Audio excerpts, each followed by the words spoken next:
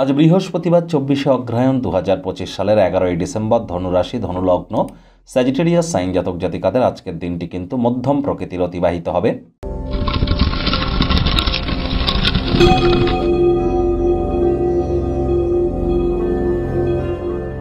ভিডিওটির শুরুতেই স্ক্রিনে আপনারা দেখতে পাচ্ছেন বৃহস্পতির বীজ মন্ত্র ওম গ্রাং গ্রিং গ্রং স গুরাবে নামা। এটি আপনারা সকাল দুপুর সন্ধ্যা 3 বেলায় 108 বার জপ করুন, অত্যন্ত উপকৃত হবেন। বৃহস্পতি নবগ্রহের মধ্যে অন্যতম, আয়তনে সর্বাপেক্ষা বৃহৎ গ্রহ। শাস্ত্রমতে বৃহস্পতিকে দেবতাদের গুরুদেব বলা হয়েছে।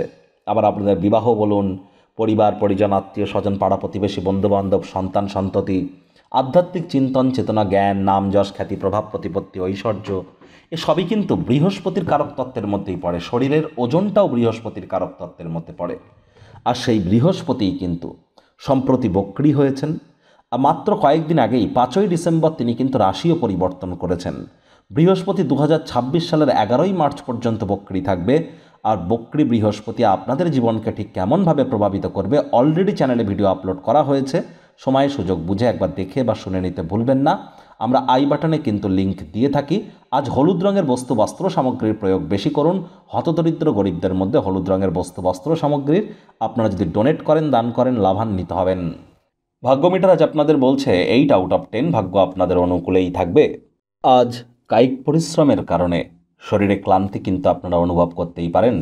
গভীর রাত পর্যন্ত জেগে থাকবেন না। কাজের ফাঁকে ফাঁকে একটু আরাম গ্রহণ করুন। পরসমালোচনা, পরচর্চা, পরনিন্দা, রাগ, বিদ্বেষ, হিংসা, ঘৃণা, অহংকার, ইগো থেকে বিরত থাকুন।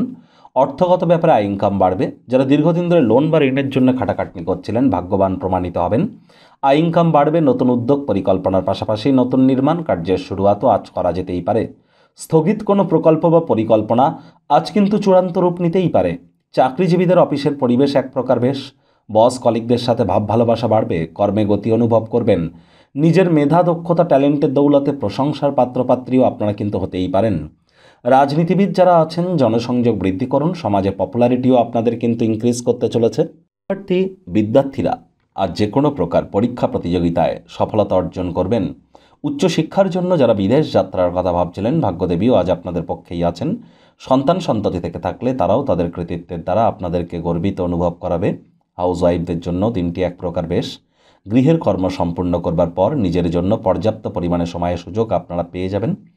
আজ আপনি আপনার জীবনসঙ্গী বা সঙ্গিনীর সাথে সময় কাটাবেন। কিন্তু পুরনো দিনের কথা যদি তোলেন তাহলে অহেতুক তর্ক অশান্তি তো হতেই পারে।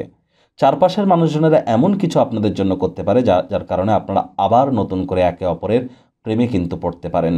আর প্রেমিক প্রেমিকা যুগল জীবনের ছোটোখাটো তিক্ততা ভুলে গিয়ে নিজেদের সম্পর্ককে মহিমান্বিত করুন। অবিবাহিতদের বিবাহের যোগ কিন্তু আজ থাকছে।